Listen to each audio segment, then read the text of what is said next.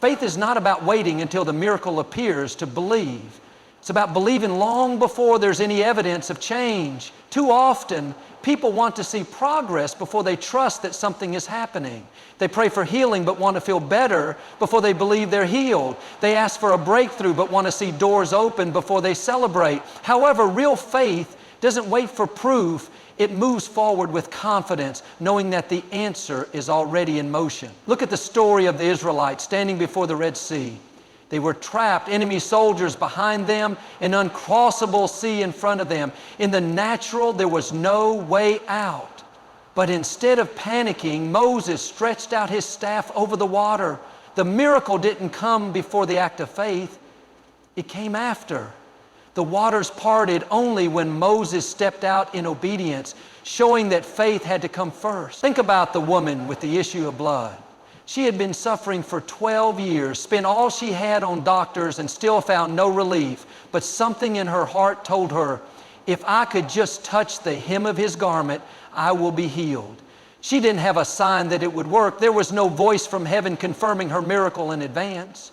But she pressed through the crowd, stretched out her hand, and the moment she touched Jesus, she was made whole. Her faith activated the miracle. Jesus often told people, your faith has made you well. He didn't say their circumstances had changed first or that they had proof before believing. He made it clear that faith had to lead the way. When Peter stepped out of the boat onto the water, it wasn't because the waves had calmed or because Jesus laid out a solid pathway first. Peter walked on water only because he stepped out in faith. The moment he doubted, he began to sink. The principle is clear. Faith must come before the miracle. Many times, the breakthrough we're waiting for is on the other side of a step of faith. It may not make sense. It may not look like anything is changing. But when you trust, when you step forward without a sign, that's when God moves in ways beyond what you could ever imagine. Walking by faith means trusting in what you cannot see, believing in what has not yet manifested, and moving forward even when there is no visible proof of success. It is one of the greatest challenges in life because our natural instinct is to rely on what we can perceive with our senses. We want to see progress before we believe things are changing. We want to hear confirmation before we step out in obedience. But faith requires us to trust that God is working, even when everything around us suggests otherwise. Imagine a farmer planting seeds in the ground. He doesn't see the roots forming beneath the soil, but he keeps watering, keeps tending, keeps expecting a harvest. He doesn't dig up the seeds every day to check their progress because he understands that growth happens below the surface long before the breakthrough appears. In the same way, walking by faith means believing that something is happening even when there are no visible signs of it. Abraham was called to leave his home and step into an unknown land without a map, without guarantees, without even knowing where he was going. He didn't have a sign, he had a promise. The only thing guiding him was faith. If he had waited for proof before moving, he would have never stepped into his destiny. In the New Testament, there's a powerful example of walking by faith in the story of the 10 lepers. When they cried out to Jesus for healing, he didn't immediately cleanse them. Instead, he told them to go show themselves to the priests, something only healed people were supposed to do. At that moment, nothing had changed in their condition. They still had leprosy. But as they obeyed, as they walked in faith without seeing any proof, they were healed along the way. Their miracle was waiting in their movement. Walking by faith often means stepping out with no evidence, no confirmation, and no visible sign that things are shifting. It means trusting that the doors will open even when they are still shut. Believing that the situation will turn around even when it looks impossible. The enemy will try to convince you that nothing is happening, that you are wasting your time, that you need to see results before you believe. But real faith moves first, speaks first, acts first. Because faith is the substance of things hoped for and the evidence of things not seen. There are moments in life when it feels like heaven has gone quiet. You pray, but there's no answer. You believe, but nothing changes. You look for a sign, but all you get is silence. It's in these seasons that doubt tries to creep in, whispering, maybe God isn't listening. Maybe he's forgotten about you. Maybe nothing is going to change. But just because you don't hear anything doesn't mean nothing is happening. Just because you don't see movement doesn't mean God isn't working. Some of the greatest miracles in the Bible happened after a long season of silence. Think about Joseph. He had dreams of greatness, but then he was thrown into a pit, sold into slavery, falsely accused and imprisoned. Year after year passed with no sign that his dream would ever come to pass. There was no voice from heaven reassuring him, no angelic visitation telling him to hold on. But what he didn't know was that in the silence, God was setting things up. The very prison he thought would be his end was the place that connected him to Pharaoh's palace. The silence was not God's absence. It was his preparation. Jesus himself experienced the silence of God. When he hung on the cross, he cried out, my God, why have you forsaken me?" In that moment, there was no response from heaven, no audible voice saying, "Hold on, Jesus, it's almost over." Just silence, but in that silence, the greatest victory in history was unfolding.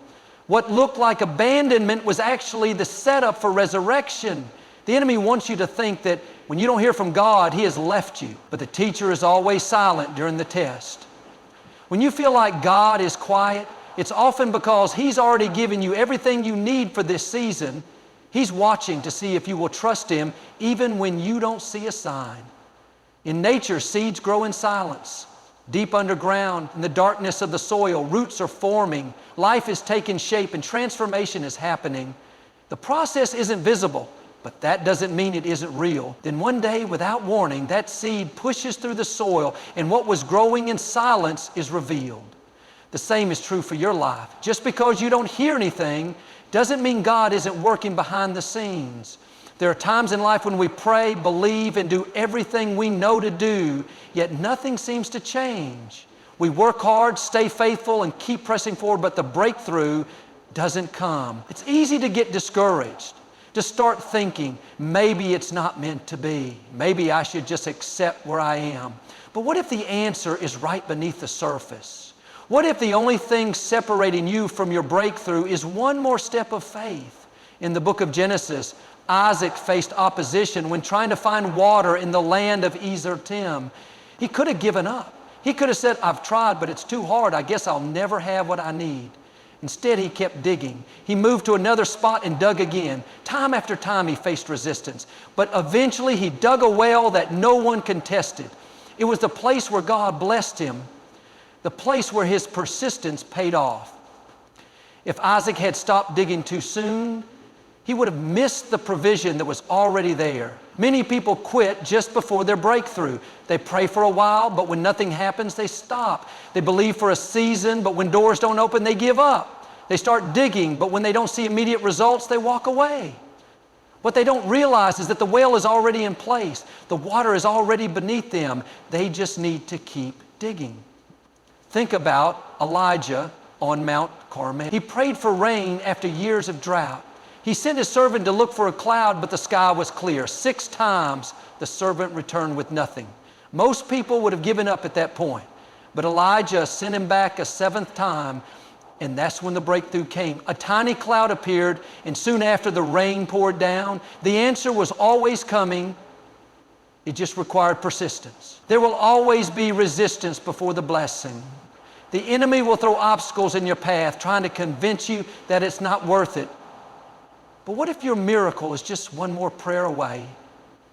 What if your well is just one more dig away? What if the thing you've been believing for is already set in place, waiting for you to keep going just a little longer? Waiting can be one of the hardest things in life. You believe, you pray, you do everything right, yet the breakthrough doesn't come, the doors remain closed, the situation doesn't seem to change. It's easy to think, maybe it's not meant to be. Maybe I missed my chance. Maybe God forgot about me. But just because something is delayed doesn't mean it's been denied. The promise is still alive, the plan is still in motion, and the timing is still being perfected. Think about Joseph. As a young man, God gave him a dream that he would be a leader, that people would bow before him, but instead of stepping right into his destiny, he was thrown into a pit, sold into slavery, falsely accused, and locked in prison. Year after year passed, and nothing seemed to be working in his favor. If he had judged his future by his present circumstances, he would have thought that the dream had been denied. But what he couldn't see was that every delay was part of the process. Every setback was positioning him. Every disappointment was preparing him. When the time was right, in one moment, Joseph was pulled from prison and promoted to the palace. The years of delay were not a denial. They were simply preparation for something bigger than he imagined. Abraham and Sarah were promised a child, but they had to wait 25 years before Isaac was born. David was anointed as king, but it took years of running and hiding before he sat on the throne. The Israelites were promised the promised land, but they spent 40 years in the wilderness before stepping into it. Time and time again, God's promises took longer than expected, but the delay was never a denial. It was part of a divine process that required faith, patience, and trust.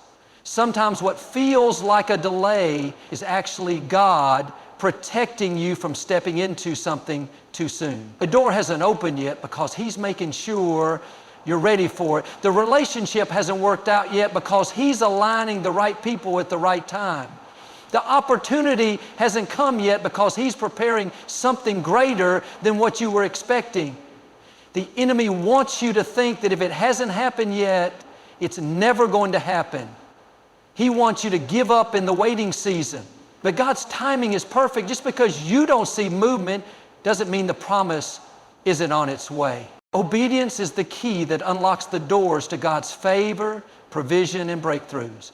Many people pray for blessings, ask for increase, and believe for open doors, but they miss the simple truth that obedience is what activates those promises. It's not enough to just believe. Faith without action is incomplete. God honors obedience even when it doesn't make sense. Even when it's inconvenient, even when we don't understand why He's asking us to take a step. Think about Naaman, the mighty commander who had leprosy. He traveled a great distance to see the prophet Elisha, expecting a dramatic healing. But instead of laying hands on him or calling down fire from heaven, Elisha told him to do something simple. Go and dip in the Jordan River 7 times. At first, Naaman was offended. He thought, that doesn't make sense. There are better rivers where I come from. Why should I do this? But his healing wasn't in understanding. It was in obedience. The moment he humbled himself and followed the instruction, his skin was completely restored. The blessing was waiting on the other side of obedience. Jesus performed His first miracle at a wedding in Cana. The wine had run out, and Mary told the servants, do whatever He tells you. Jesus then instructed them to fill 6 large jars with water. To the natural mind, that seemed pointless. What does water have to do with wine? But the moment they obeyed, the water turned into wine, and not just any wine, the finest they had ever tasted. The miracle wasn't in the water, it was in their obedience. In Luke 5, Peter had been fishing all night and caught nothing. He was tired, frustrated, and ready to give up. But Jesus told him, launch out into the deep and let down your nets. Peter could have argued, I'm a professional fisherman. I know these waters, there's nothing there. But instead he said, nevertheless, at your word, I will let down the net. The moment he obeyed, his nets were so full of fish that they began to break. The blessing was already in place. It was just waiting for the obedience to release it.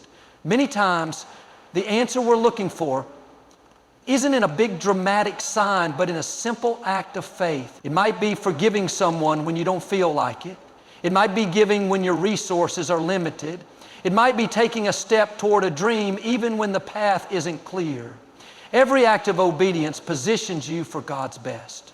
When you honor Him, when you follow His lead, even when it doesn't make sense, you unlock blessings that you never could have imagined.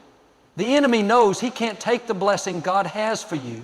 So his goal is to convince you to walk away from it. He knows he can't stop God's plan for your life, so he works to discourage you, distract you, and wear you down until you give up on it yourself. If he can't destroy you, he will try to make you so tired, so frustrated, and so doubtful that you quit before the breakthrough comes.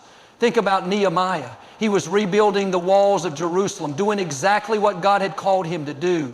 But the enemy didn't like it. Sanballat and Tobiah, Nehemiah's opponents, tried everything to stop him. They mocked him, threatened him, and even tried to trick him into coming down from the wall. But Nehemiah refused to be distracted. He said, I am doing a great work and I cannot come down. The enemy wanted him to quit, but Nehemiah kept building. Because he stayed focused, the wall was completed in record time. Elijah, one of the greatest prophets in the Bible, experienced this battle firsthand. After calling down fire from heaven and witnessing a great move of God, he suddenly found himself overwhelmed by fear and discouragement. Queen Jezebel threatened his life, and instead of standing firm, Elijah ran. He went into the wilderness, sat under a tree, and said, Lord, I've had enough. Take my life. He was ready to quit. That's exactly what the enemy wanted. But God sent an angel to strengthen him, reminding him that his journey wasn't over. Elijah still had work to do, and the enemy's attack was just a distraction to make him give up too soon. The enemy loves to attack when you're closest to your breakthrough. He brings delays to make you think it's never going to happen. He stirs up opposition to make you feel like it's not worth the fight. He whispers lies that tell you you're not good enough, you're not strong enough, you'll never make it. But the fact that he's trying so hard is proof that there's something incredible on the other side of your endurance. Paul said in Galatians 6:9, let us not grow weary in well-doing, for in due season we shall reap if we do not give up. That means the only way you lose is if you quit. The harvest is coming, the promise is on the way, and the enemy knows it. He wouldn't be fighting so hard if there wasn't something amazing ahead. Your words have creative power. What you speak over your life has the ability to shape your future. Too often people talk about their problems, their limitations, and their doubts. They say things like, I'll never get out of debt. I'll never meet the right person. This sickness runs in my family, so I guess I have it too. They don't realize that their words are planting seeds, and those seeds will eventually take root. In the book of Proverbs, it says, death and life are in the power of the tongue. That means every day we have a choice. We can either speak words of faith, hope, and victory, or we can speak words of doubt, fear, and defeat. When you declare, I am blessed, I am favored, I am strong, I am healthy, I am victorious, you are aligning your words with God's promises. You are setting the direction for your life. Ezekiel experienced this firsthand when God led him to a valley filled with dry bones. The bones represented lifeless, hopeless situations. God told him, prophesy to these bones and say, live. At first, nothing happened. But as Ezekiel kept speaking, something miraculous took place. The bones started to come together. Flesh appeared and breath entered them. What was once dead came back to life, all because he spoke words of faith. Jesus said in Mark 11:23, if you say to this mountain, be removed and cast into the sea, and do not doubt in your heart, it will be done. He didn't say to think about the mountain moving. He didn't say to hope it moves. He said to speak to it. Your words have the power to move obstacles, to shift circumstances, and to call things into existence that aren't yet visible. Abraham was called the father of many nations long before he had a child. God changed his name from Abram to Abraham, which means father of many, even though he and Sarah were still childless. Every time he introduced himself, he was speaking his destiny into existence. Even when there was no evidence, his words were shaping his future. The enemy wants you to speak defeat. He wants you to talk about how impossible your situation is, how big your problems are, and how things will never change. But when you speak life over your future, you activate God's promises. Instead of talking about how bad it is, start declaring, this is my season of breakthrough. Doors are opening, healing is coming, my best days are ahead. Your words are powerful. Use them to create the future God has already planned for you. Faith is not just believing when things look promising. It's believing even when everything around you says it's never going to happen. It's easy to have faith when the doors are opening, when the reports are good, when the opportunity is right in front of you. But what about when there's no sign of progress? What about when every circumstance tells you it's over? This is where expectation comes in. Expectation says, I don't see a way, but I know God is making one. I don't feel the change, but I believe it's already happening. Abraham and Sarah had every reason to give up on the promise of having a child. They were far past childbearing age, and nothing in the natural said it was possible. But the Bible says in Romans 4:18, against all hope, Abraham in hope believed. He didn't focus on the impossibility. He focused on the promise. He expected even when it looked impossible. And because of his faith, at the appointed time, Isaac was born.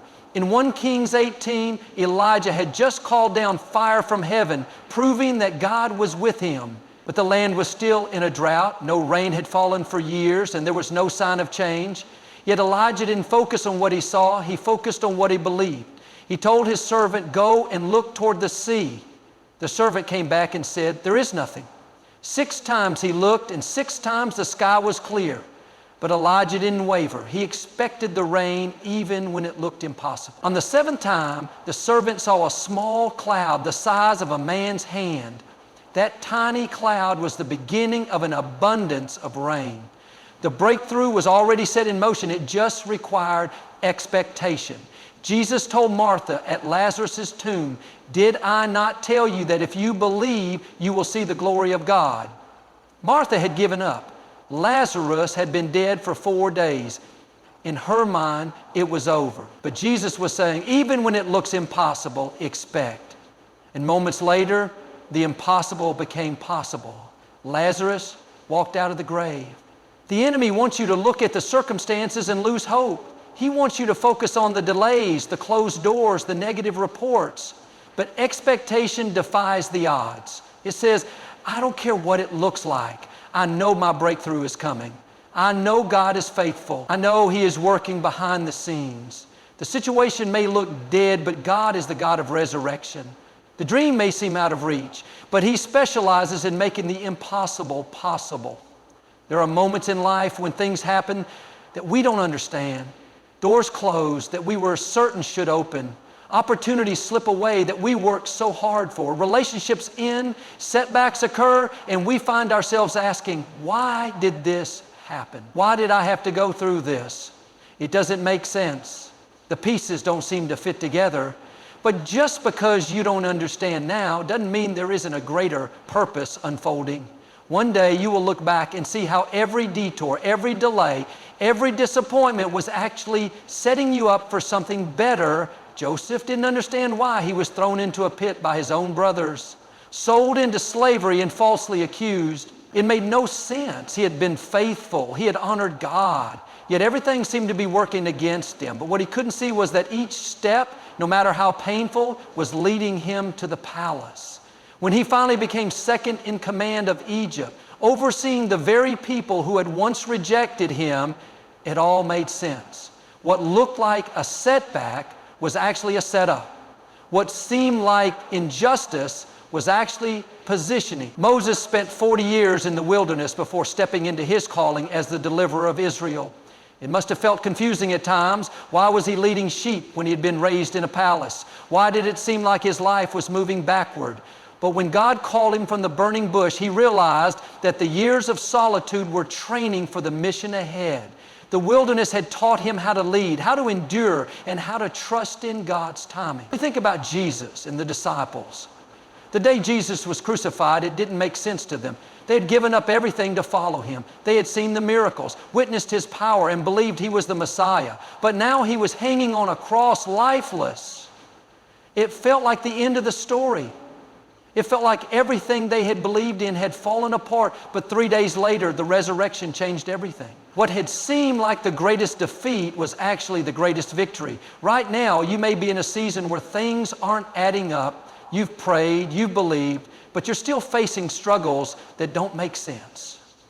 The key is to trust that God sees the full picture. He knows how every moment fits together. What seems like a closed door now might be protecting you from something that wasn't meant for you. What feels like a loss today might be making room for something greater tomorrow.